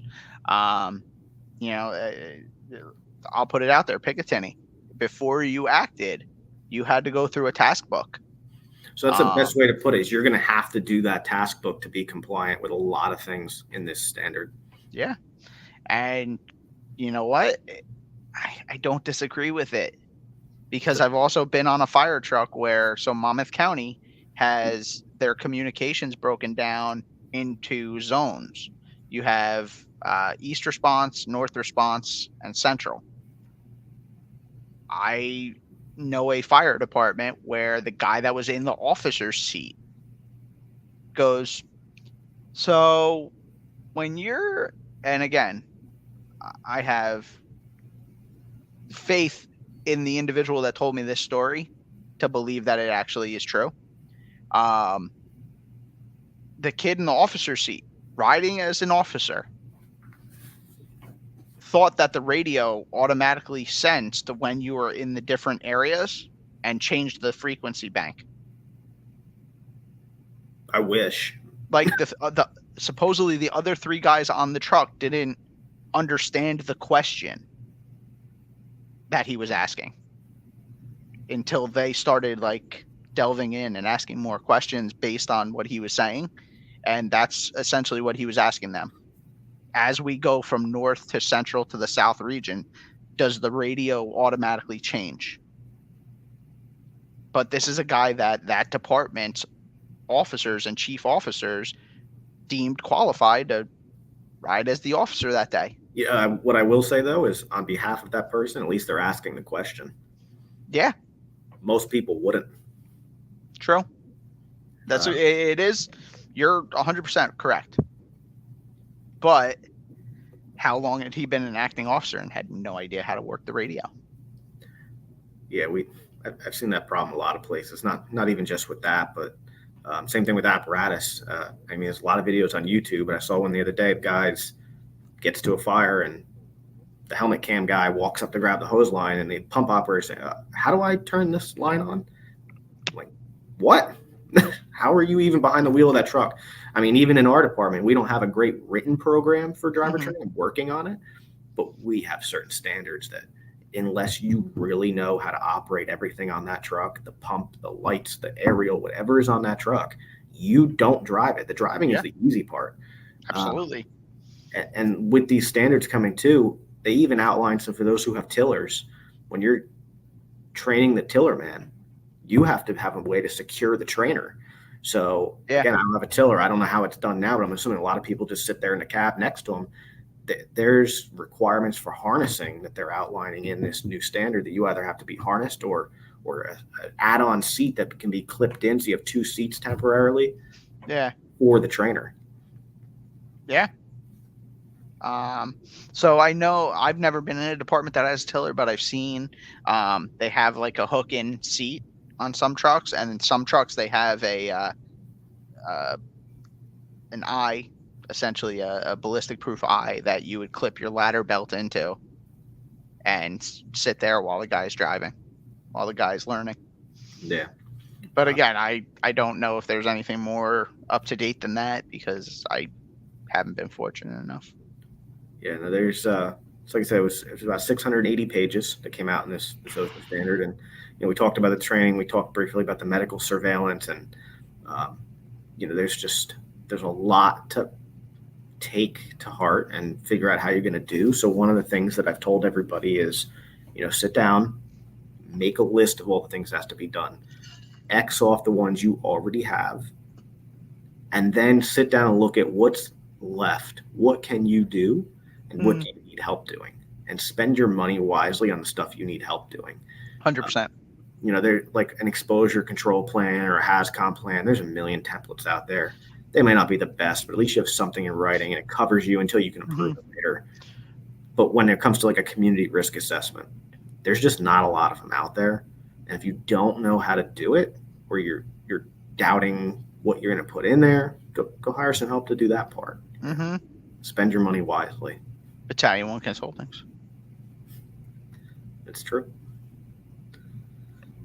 But no, actually, going back to the exposure reporting, your NIFRs in itself, especially if you're using some kind of online cloud-based, as soon as you click that person went to that call, that goes into their file or links to them, which is why identification numbers for the departments are now, they're saying do not reuse from this person to this person, because if badge number or ID number 7 was John Smith back in the 70s and now they're giving it to Brian Daboul, well, wait a second, he wasn't even born in the 70s. How are you telling me he was exposed at the Exxon fire?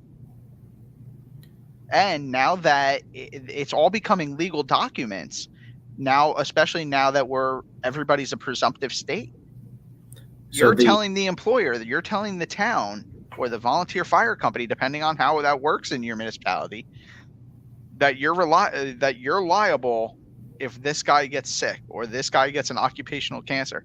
Well, workers' comp is going to want proof that they were exposed. They're going to want to go through that person's file and go, wait a second. Oh, yeah. There's a lot of opportunity with the electronic programs to handle your NIFRs to automatically handle a lot of these items. I mean, there's even maintenance modules for apparatus and such, and training documentation. The problem is, again, you need to have the budget for that program. The problem I'm having right now, we use emergency reporting. I don't know how familiar you are with that whole debacle. They've screwed us so damn hard. It's not even funny. They screwed everybody. We're one of the first departments in Morris County to have Rover Mobile, which is now also owned by emergency reporting. Okay. And we're trying to look at other programs right now just because they took a great product and they screwed it up. And then I don't know what their problem is, but I talked to a department out in Sussex County not too long ago that is still doing paper NIFRs. That's how far behind they are on budget. NIFRs is almost gone. What is it? January 1st, we're going to NIRS. Yep. They're still doing paper. That's fucking insane. Imagine having to do all those on paper. Like, we're spoiled. The county enters our times on the card automatically. Yeah. Imagine going back and figure out those times for every single incident. write Uh, the full narrative for every single incident. uh. Yeah. So that's what I said. Those are the departments that are going to have a problem because they're still trying to keep up with that stuff, let alone the new stuff. It's a shame. It's a shame. Um. Yeah. All right. So if you got nothing else, we'll get into the Jersey questions, and then. Sure. All Go right. for it. All right. Dun dun dun dun. Is it pork roll or Taylor ham? It's always been Taylor ham for me. All right. All right. Yeah, you were in Picatinny long enough. I'm sure you understand that. Yeah, I used to get in that argument all the time. Best pizza. I don't know if I'm going to get shot for this, but so the company I work for, our corporate office is in Tarrytown, New York. Okay. And I have never found better pizza than the place in Tarrytown, New York. Well, what's the name of the place? I don't have it on hand. I'm building a database. That I'll get it question's to you building a after. database for me. I'll find the address. I know where it is, but I don't know the name. All right. All right. Do you go down the beach or you go down the shore? Sure. And what beach? Actually, we don't go that often. We end up going down for Fireman's Convention to Wildwood, and Okay. that's really the only time of year I end up down there. We like going to Florida a lot now. All right. Where about in Florida? The Newport Richey area. Okay. West Coast. So we have some family down there. Nice. Very nice. Does Central Jersey really exist? I mean, you're on the other side of a screen, so you can't hit me. So I'll say no. I know you live there, so you're gonna not like that one. In a way, it does, but I don't know. To me, anything south of Middlesex ends up being, like South Jersey to me.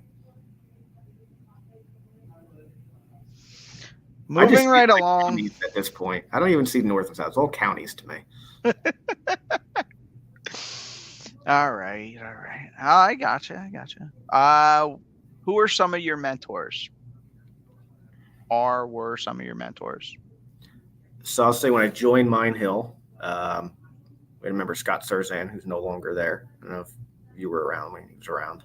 Down in Virginia now, paid firefighter down in Virginia. Taught me a lot. Was the guy that, I was 16, joined as a junior. I didn't have a car. So either I was walking home or, that was the guy driving me home. Yeah. That person taught me a lot. I would say it was really that one. A lot of the people that I've learned from, surprisingly, are all online. I could say I haven't had a lot of mentors in person. I don't know if that's a good thing or a bad thing. But a lot of the people that put content up online. Okay. All right. Proudest achievement on the job? So I will say our health and safety program in Mine Hill. So, that's what I do for a living. And in 2017, we had somebody, Jerry Coviello was our chief. I was captain, and his one thing that he wanted done that year was we need to get SOPs in place. And I agreed. It was still something we didn't have great SOPs. Okay. And after that, we had an OSHA audit that occurred. I was the assistant chief at the time when the OSHA inspector or POSH inspector walked in. It was because of a complaint that was made that was false. And we went through the whole process, and I didn't realize how much I knew and how much I had gotten done until the OSHA or POSH inspector sat there and said, you should really do this for a living. You probably make good money doing this. You're talking about. I go to a lot of firehouses. Not a lot of guys have this knowledge, and kind of took him up on that recommendation. Okay. But yeah, that was probably one of the best things I've done. And, I did have the designation of youngest chief in the department. So when I became chief in 2018, I wasn't supposed to be. It was supposed to be 2019. 2018, the chief ended up having to leave.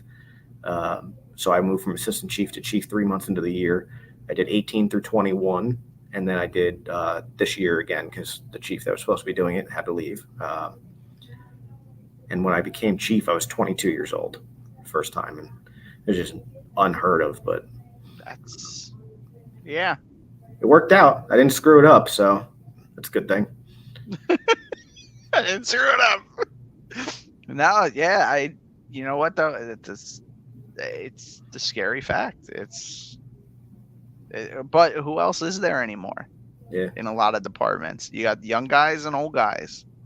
Everybody else is out working, providing for 22. I'm guessing you didn't have a family at that point.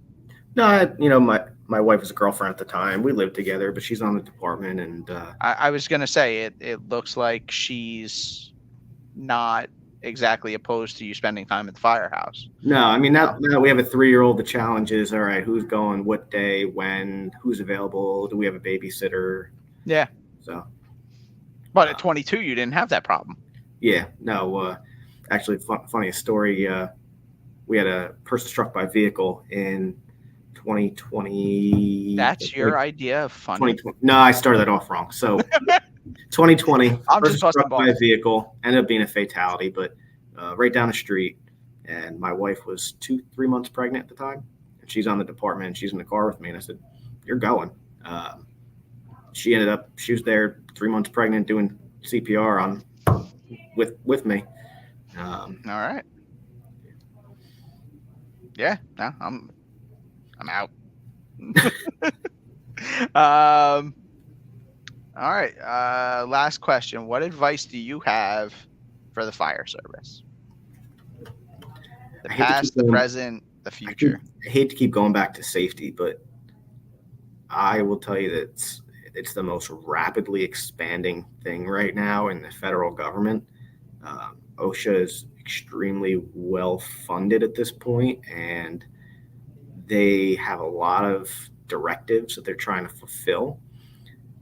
And if you can't figure out how to operate safely, you can't put good training together in front of your department. Mm-hmm. It doesn't matter if you run 1 call a year or 1,000,000 calls a year. Training is everything when it comes to safety compliance, when it comes to your life. And, if it's a cold night and you don't want to be outside, do something in the classroom. Knowledge is great. Hands-on is great. It needs to be a good balance. You can't be in the classroom all the time, or you can't be outside all the time. Yeah. But your training program is really everything. Absolutely. Especially for us, we like I said, we only run about 100 calls a year. We're on track to do 150 this year. Yeah. Of those, we maybe run 10 fire events. If we're not training all the time, we would have no idea what we're doing, because how often would we get to do it? So it's amazing, right? Yeah. But from the OSHA standpoint, I kind of get that. Like, if I come in to do a spot check, prove to me you're ready for the incident. Now, if I come in because, God forbid, somebody got hurt or killed, prove to me you were ready, and this was just the reason I take training so seriously as the chief of the department is, what people don't understand is, yes, we are volunteers, but that does not make you less liable criminally. You're still my employee. Do not train the guys properly. Somebody gets killed, whether it be one of my guys or a member of the public, there's going to be a lawsuit. There's going to be a big investigation. Mm-hmm. Look what's happening right now with the Newark shipboard firefighter. They are in every firehouse that responded to that scene, not just Newark. I talked to guys the other day that they went mutual aid to that call. They went to every firehouse, or every fire department, I should say, and they're screwing every one of them equally. Yep.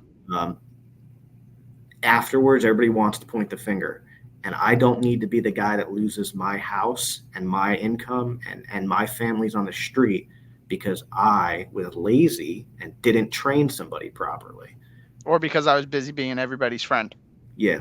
Well, I mean, I can tell you, not that I've lost friends, but there's a lot of people that were better friends before I was chief, and it's lonely being at the top, and that's what people don't tell you.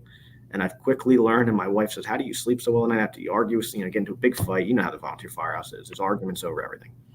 How does it not bother you more?" And I said, honestly, at the end of the day, everything I do, I look to see, is this better for the department and better for the residents of the town that I serve, and covering our legal liabilities.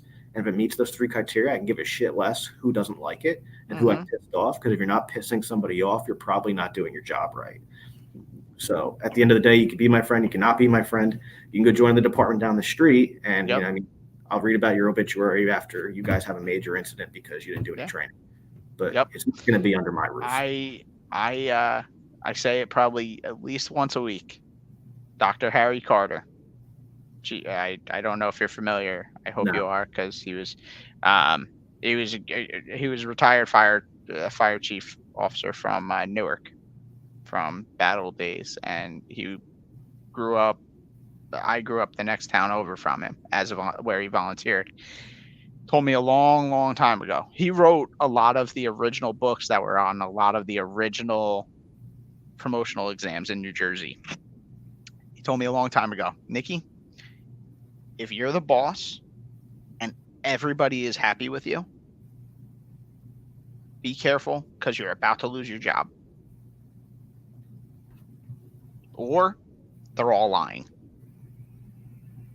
There's never a time as the boss that everybody on both sides of you, because everybody has a boss, no matter who you are, everybody has a boss.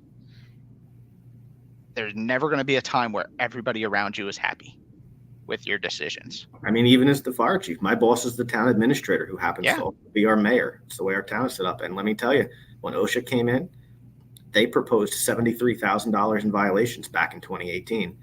Mm. I was not in charge, not a reflection on me, but I fixed it.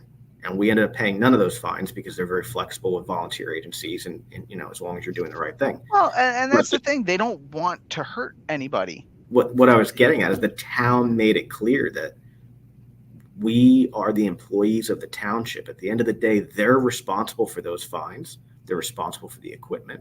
Mm-hmm. And I have to report to the township. So if I'm Yep. not doing the right thing, they're going to find somebody that's going to. Yep.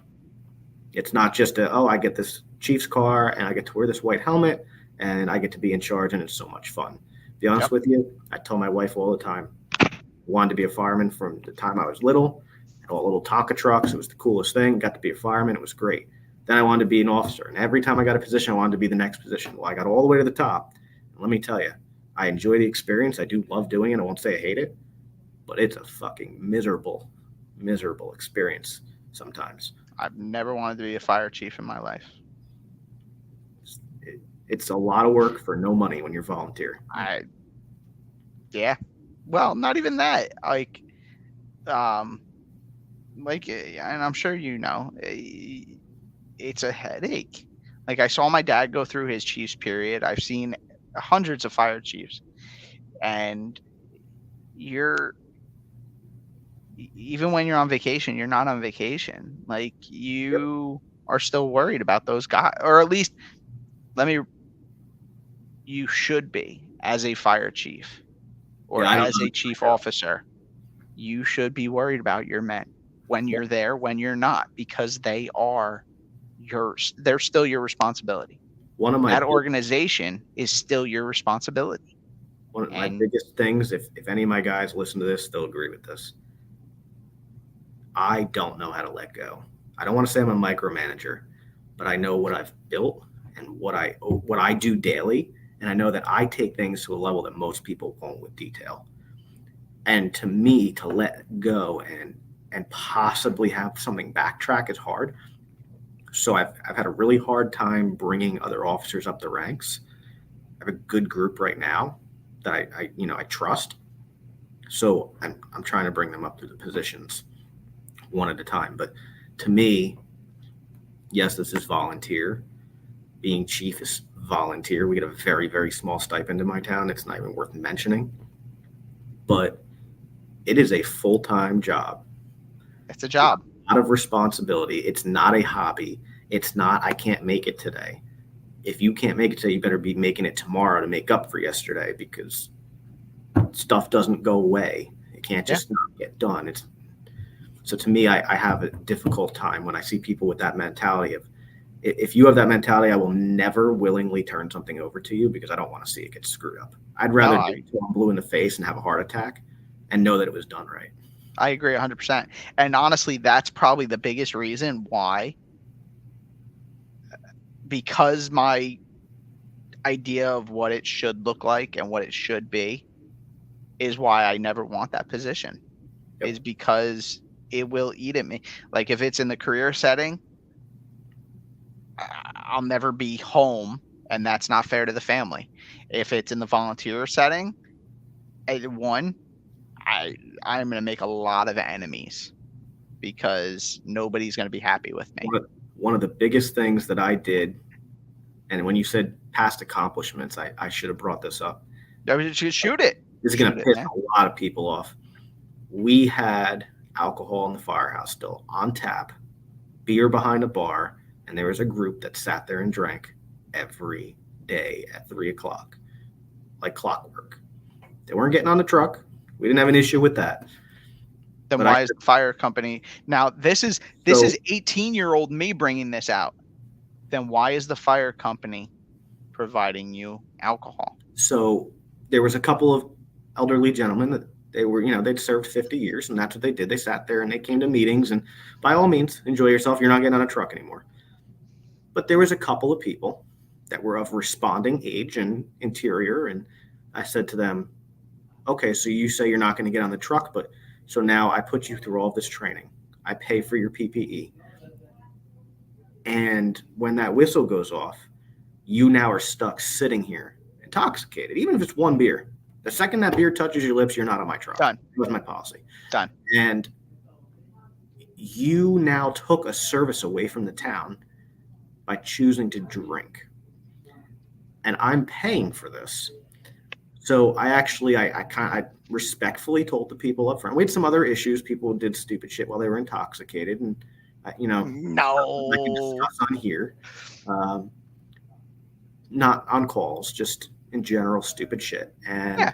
I said, I'm gonna at the next meeting bring up that we're removing the alcohol from the firehouse. It had to go the way our department structure had to go to a vote, and they kindly told me before the meeting, young man, you don't want to do that.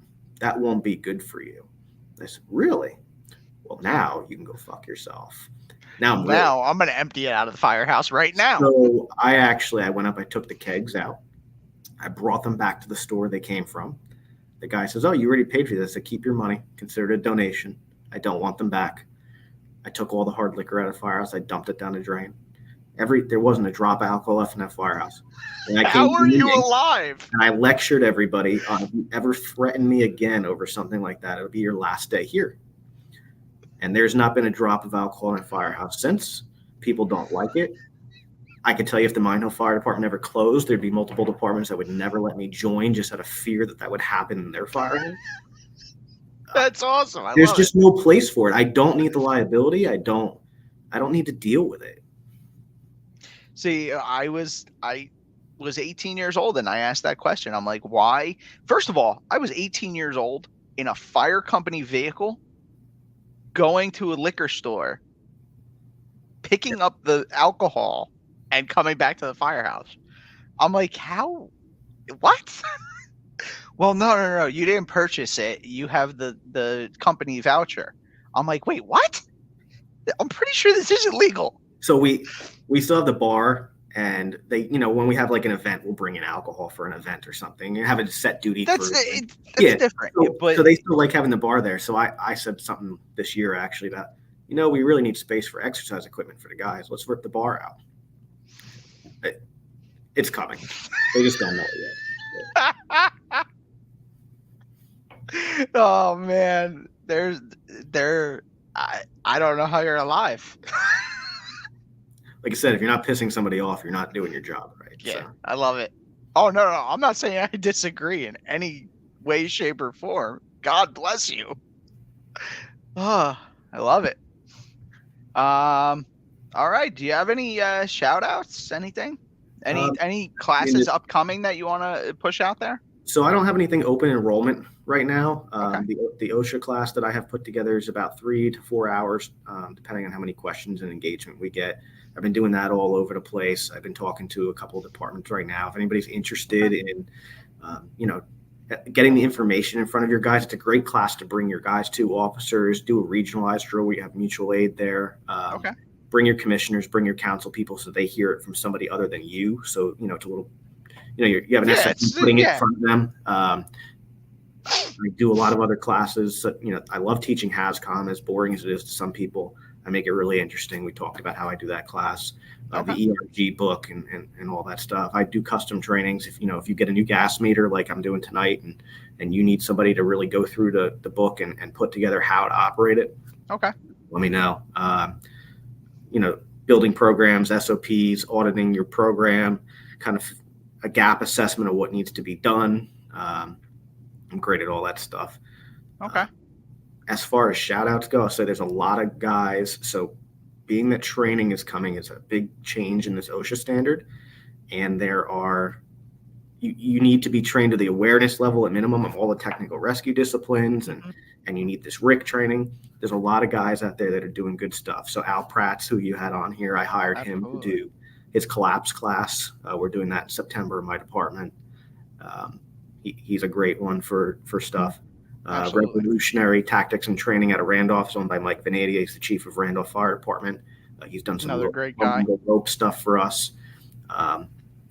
RPI, we do a lot of training with them. So they're now in Sparta. They just bought Marsar, so they do all the ice Okay. rescue stuff. Anything technical rescue, RIT, they're your guys. They do the bailout systems. Partner with those people, and then we talked about Jason before from Northeast Squad Concepts. Mhm. Find these people and use.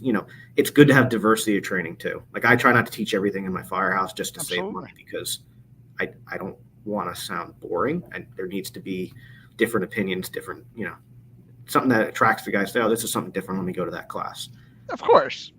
And if you need anything EMT training related, or first aid, or active shooter rescue task force, EMP is owned by the guy is a Hanover Township cop. So Okay. EMP is another good one. All right. Excellent. All right. If you got nothing else, I mean, Well, thank you for having me. I I'll let appreciate the opportunity. Definitely, absolutely. I'm going to put you in the backstage. We'll say our goodbyes off air. Let me just say goodbye and good night, and I'll be back. All right, take care. All right, everybody. That wraps up run number 23 with Chief Brian Daboul of Mine Hill Fire Department. Join us next week. We have another great guest. Until then, stay safe and have a great week.